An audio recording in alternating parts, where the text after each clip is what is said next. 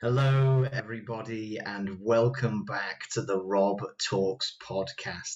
And this is episode 20. Now, just to note, episode 20 is coming out a little later than normal because I had some technical difficulties with the first recording, but it's no worries. Here is the episode for this week. And this week's topic is all about our childhood experiences. And essentially, I want to kind of answer the question of, does our childhood shape our future? Now, what do I mean by all this? Essentially, what I'm meaning is all to do with the fact that we live by a premise a lot of the time when we look at people's careers and people's prospects and for their future, that their childhood shapes a lot of what they do in the future and what happens to them in the future. And a lot of the time it is said, and I've heard this on multiple podcasts, and when lots of successful people talk about how they became successful, a lot of the time it's because they're trying to fulfill an insecurity that they had when they were a child. And so, for example, if they felt as though as a child that they weren't loved, then they would go and pursue something within a career path or within what they are doing to feel as though they are loved by somebody. And so they try to really take the insecurities that they've had as their childhood and rectify them within their adulthood. Now, I think personally that this is very particular on certain cases. And yes, there is a lot of relation in the fact of that it has been shown that people who do have certain childhood experiences, especially specifically childhood trauma, then are affected in terms of your future and how you treat others and how you treat the world and what career you do and how you live your life. But ultimately, I firmly believe that our experiences can shape us, but we don't have to allow them to fully shape what we do, who we are, and what we even define as our identity. And so, something that I always think about when it comes to this, in terms of our experiences and how experiences can affect us in our lives, is all to do with a case study that is called the ACE case study. Now, to explain what the ACE case study is, essentially, there was a doctor in America called Dr. Vincent Felitti, and I think I've spoken about this a little bit, but here is the full version for you. So Dr. Vincent Felitti was conducting a research trial of where he was monitoring patients who were obese and trying to find ways to help them to lose weight. Now, he did this with roughly a few hundred, I think 1,000 participants, and within these trials, he was trying to find ways to help those who were obese to be able to lose weight. And in doing so, this would include in terms of different diets, different medication, and vice versa. And one of the particular people who he engaged with, and I'm using this as an example from the case study of why it then leads to where we'll see it leads to, is the fact that he spoke with one particular patient who was obese and realized that he thought the best thing to do was to help her in terms of changing her diet. And that's what he did. So for the next few months, they changed her diet and made sure that she was eating less, taking in less calories, and consequently, she lost a huge amount of weight. And so Dr. Felitti thought that that was the answer. This was the answer to this whole trial of that you needed to just give people the right diet plan and they would lose weight and that would be the end of that.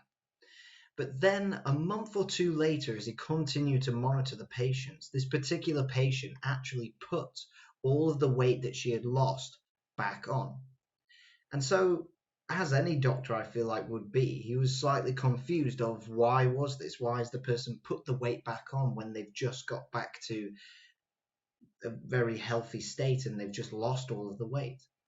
And so what Dr. Vincent Felitti did was he had interviews with his patients.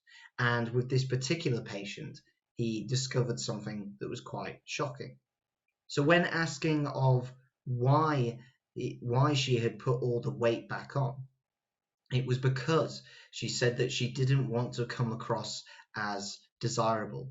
She didn't want to come across as sexually attractive.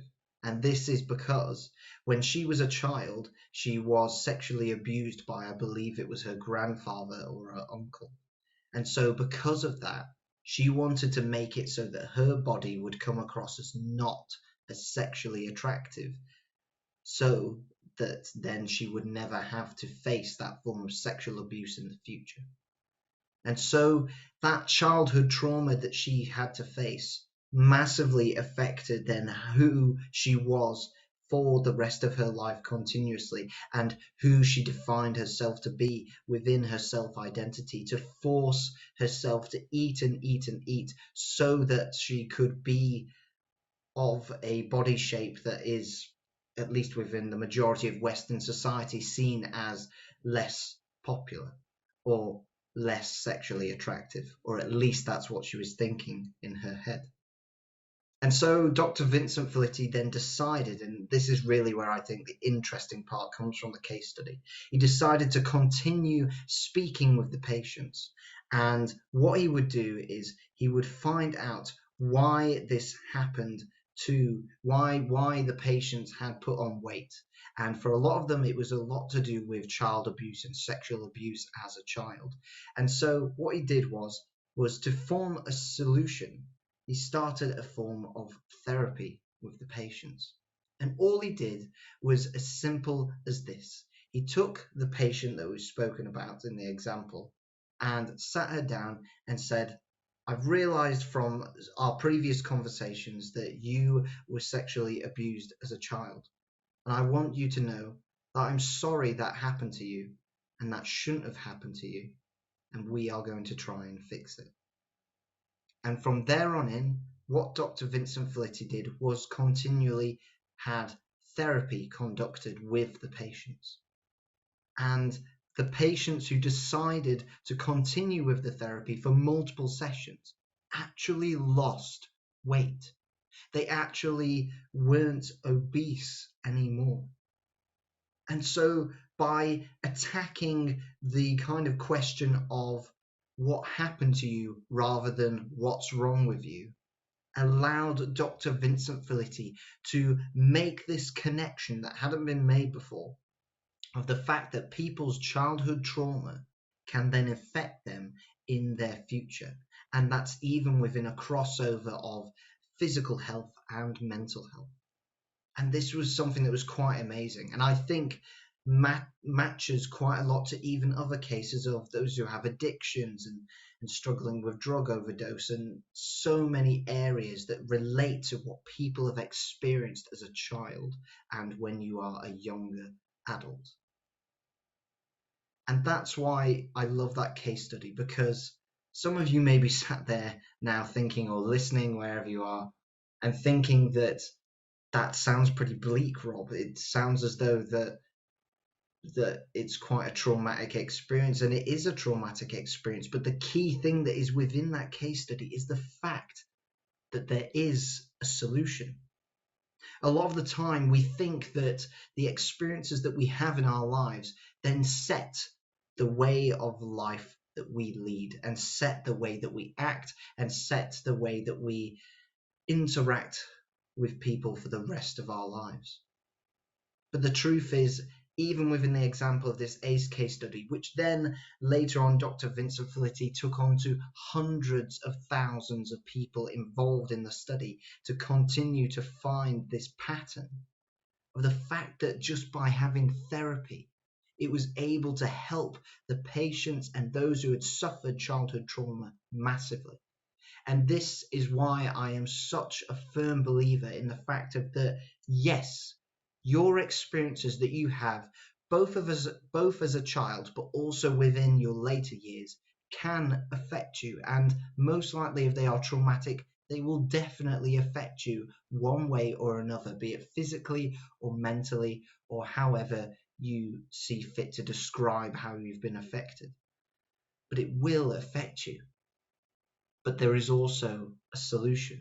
You can also deal with what has happened in that case. You can deal with processing and dealing with the trauma or the experience that you have faced. And of course, I feel as though I'm someone who is quite lucky in terms of my childhood. I have had a really blessed childhood, and I'm incredibly thankful for my parents and my family and friends for giving me the childhood that I've had. And I guess yeah, I now say that I've had. It feels weird sometimes saying that as a 21-year-old. You sometimes still feel like a big kid. But I'm very blessed to have the childhood that I had. I only had health complications when I was a premature baby, so I don't remember that sort of thing. And the only experience that I can speak about on that is to a point traumatic is from when I went through dealing with testicular cancer in 2019. And I will be honest that what I found from that experience was that there was so many things that happened in that experience that could force me to be X person in the future. It could force me to have a negative mindset. It could force me to really struggle with my mental health and to struggle in so many aspects within my life, and to see that what happened to me is just purely a negative thing that is holding me back and not letting me live the life that I used to have. But the truth is that experience shaped me, and I believe shaped me for the better. And therapy within my kind of rehabilitation of sorts from the traumatic experience was a huge thing for me. Being able to process what I was going through and having a perspective from somebody else to help me deal with everything that I was going through within my mental health and within my head and all the thoughts that I was having, as well as dealing with what physical things had happened to me as well. Therapy was a massive, massive thing that helped me to not be depressed, to not be anxious, to not feel anxious in my day to day life as I did at one point. It helped me to recover and worked as a solution. Now, what I mean with this is that it doesn't mean that you should go out and have therapy just for the sake of that you've had an experience that's happened to you. I would say that I would highly recommend it because it worked for me. And yes, some therapists are not great, but some of them are amazing and they can honestly help you so, so much. And so you just have to really find the right one and the person that resonates with you, who you feel like can help you. But therapy is very much one option. But I also think that from our experiences, even the ones that are not, shall we say, not as traumatic, but more of experiences that have shaped us, that we can take things from those experiences and help them to guide us in our lives for the future, but we can also entirely ignore them. You don't have to be fit to this person that you imagine you're in your head because of an experience that has happened to you. You can be theoretically who you want to be. You can live the life that you, or as me, as Robert McKinnon, that I want to live. You don't have to let experiences that have happened in your childhood or experiences that have happened in your lifetime to fully define you. You can, in the way that I always see it, break the mold. That society and our environment and our experiences in our life create this mold that is forever changing and forever shaping into a way of what society wants you to be, or what stereotypically people think you would react, how you would react to the loved one dying, how you would react to going through a serious illness, how you would react to abuse, how you would react to even smaller things of like dealing with exam stress, how you would deal with an argument with a friend or a breakup, whatever it may be. Society has a mold, and others will have a mold to what you should be and how you should react. But you can break that mold. You can live your life the way that you want to live it. You don't have to let others shape how you should react. You don't have to let others shape who you should be. You can be you in your entirety and allow experiences that you've had in your life to shape you if they're going to shape you in the way that you want to be, but also to teach you in how you actually want to be. If you want to follow what that experience has shown you, or if you want to take a different path. And that's why I fully believe that from all of this, that you can deal with experiences that you've had in your life, especially tough ones, with processing them, of therapy, of talking to somebody, of even journaling yourself to write down what you're thinking, your thoughts, and everything. There's even now books that you can go through that take you through stuff like cognitive behavioral therapy, where you don't even need the therapist with you. You can just go through a book and it'll ask you questions that you can process and you can go through to try and get through the experience that you've had and really break it down. But there's also an element of that we need to be vulnerable. We need to be opening up to ourselves at least, and then maybe to others, to then have the self-awareness of how an experience has affected you and how that experience maybe has shaped you in a way that you didn't expect it to, but it did within your life. And then from there, decide how you want to deal with it. If you think that it is in fact a positive thing or it's a negative thing that you want to change. And so there is so much that we can do with the experiences that we have in our lives. And ultimately, experiences are what make our lives so crazy. Otherwise, we would all live incredibly similar lives. We would all be the same human. We wouldn't be us. And so ultimately, if you want to be the person that you want to be and want to match your self-identity, then you can process experiences that you've had in your life and help yourself to be the ultimate person that you want to be and to live your life just the way that you want to live it. And so I hope that you've really enjoyed this episode, and that if there is anything that you take away from this, yes, your childhood experiences can shape you. Your insecurities can shape you if you allow them to. They can even force you to define what your purpose is, your meaning, your career, so many elements within your life. But you can also not let that happen if you don't want that to happen. If you don't want those experiences to shape you in the way that they're going to push you to, there is a solution. You can live your life the way that you want to live it and not allow your environment or just factors that have happened within your life, experiences that have happened in your life, to solely shape the way that you live your life. You have been listening to the Rob Talks podcast. Thank you so much for listening, and I will see you, hopefully without any technical difficulties, next week for the next Rob Talks video.